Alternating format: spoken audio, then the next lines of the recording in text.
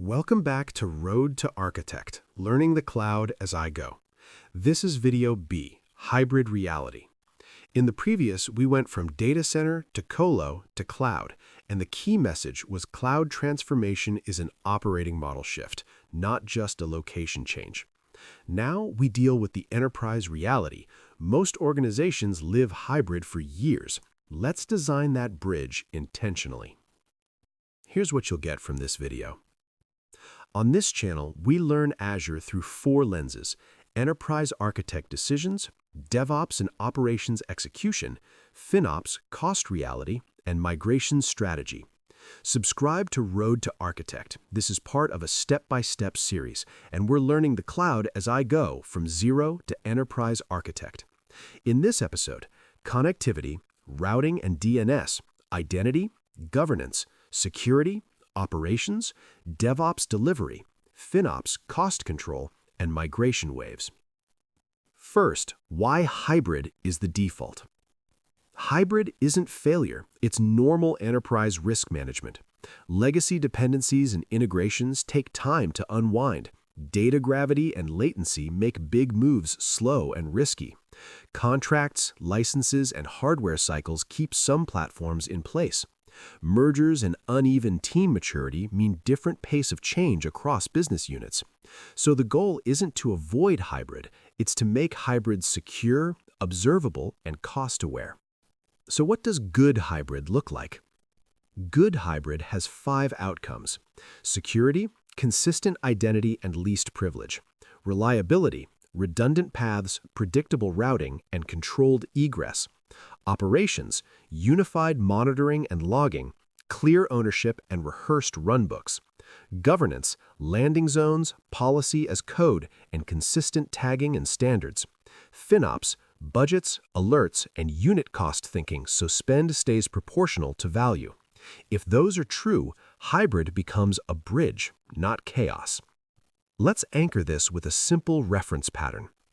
Think in 3 layers: On-Prem, a connectivity layer, and Azure.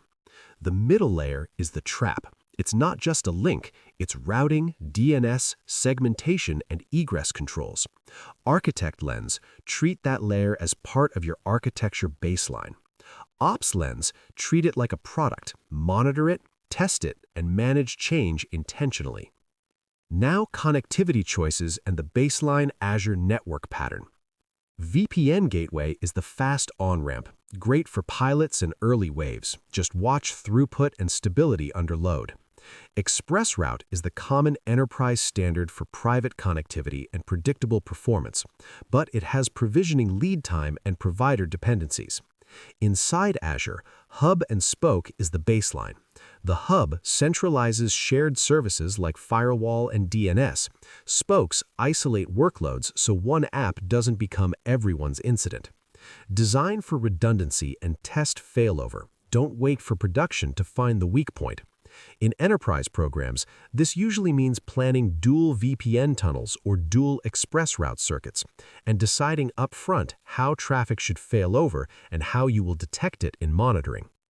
And now the 2 silent failure modes, routing and DNS.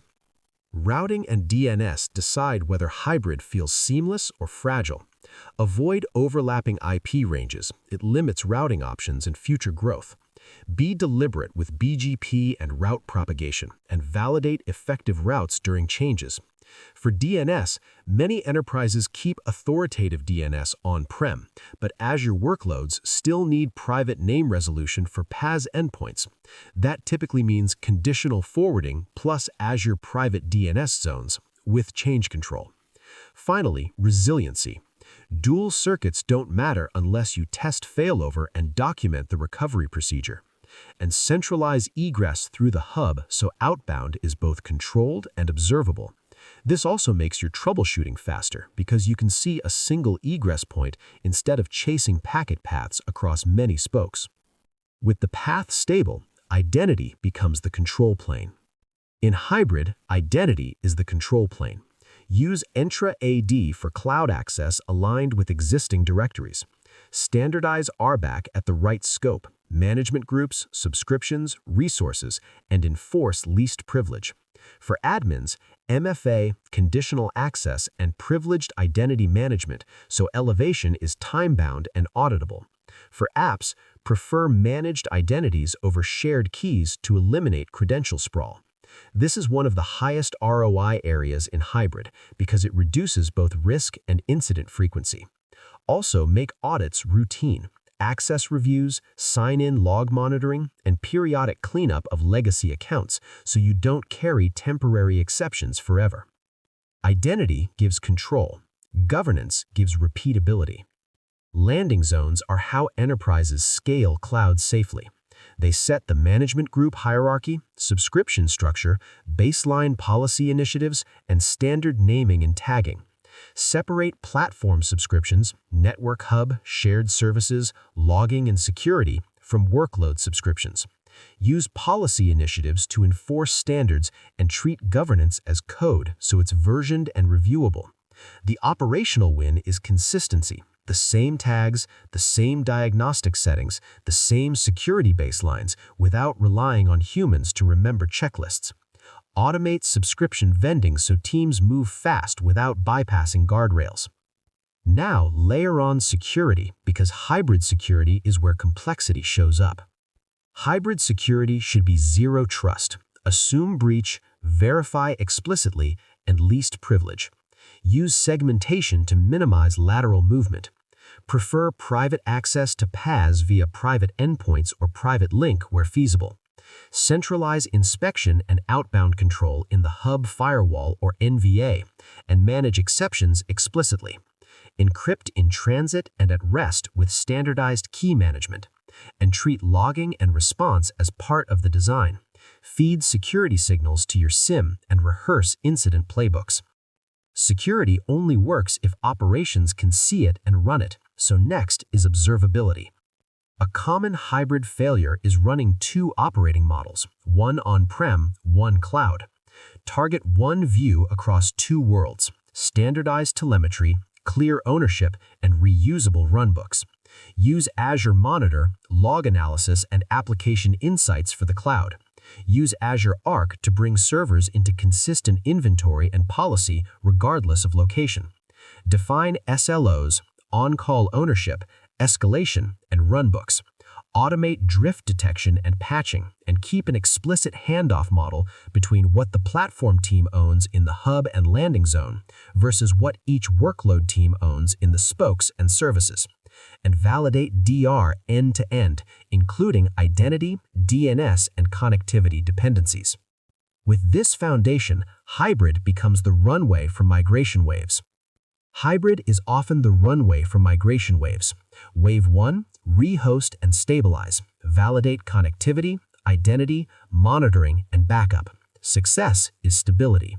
Wave 2, re-platform where it's easy. Standardize runtimes and reduce ops toil with managed services. Wave 3, refactor where ROI is real. Resilience, scale, and cost improvements.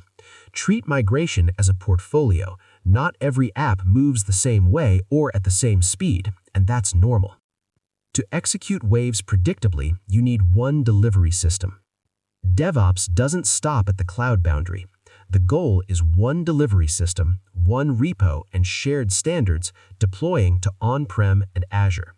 Use infrastructure as code as the baseline. Bicep, Terraform, standardize pipeline templates, and enforce environment promotion with approvals and visibility. Centralize secrets in Key Vault and eliminate embedded credentials. Make hybrid smoke tests validate identity, DNS, routing, and endpoints because that's where real failures happen. And define runbooks and incident handoffs clearly between platform and workload teams. Now, the cost reality. Hybrid without FinOps gets expensive quietly. FinOps keeps hybrid sustainable. Don't compare only monthly totals. Use unit economics, cost per user, per transaction, per environment. Enforce tagging so cost allocation works, then set budgets and alerts early, even during pilots. Watch hybrid-specific cost drivers, data exit, cross-region traffic, and logging ingestion and retention. Logging is the classic surprise. High-volume diagnostics, long retention, and noisy application logs can become one of your top cloud line items if you don't set rules intentionally. Then, optimize continuously. Right-size, auto-scale, and use commitment discounts for steady workloads where appropriate. Let's tie it together with a checklist you can use on real programs. This is the hybrid sanity check. Connectivity redundant and tested, routes validated, DNS design governed, identity consistent and auditable, MFA, conditional access, PIM, least privilege, landing zone and policy in place before scale, tagging enforced, egress controlled through the hub, exceptions logged and reviewed, unified operations, monitoring, runbooks, on-call ownership, DevOps standardized, IAC baseline, templates, release gates, FinOps running budgets, alerts, showback, unit cost metrics. If you want, comment hybrid, and I'll share a printable checklist format in a follow-up. Now the takeaways and what's next. Hybrid is normal. Treat it as a strategy. Connectivity and identity are the critical paths. Landing zones and policy as code keep governance consistent. Unify operations with monitoring and runbooks. Make cost visible early with tagging, budgets, and unit cost metrics. Next, we move from where it runs to what to build with. IaaS versus PaaS versus SaaS, and what enterprises typically choose first. Thanks for watching Road to Architect. Like, subscribe, and share if this helped. Next up, IaaS versus PaaS versus SaaS, service selection in Azure. See you in the next video.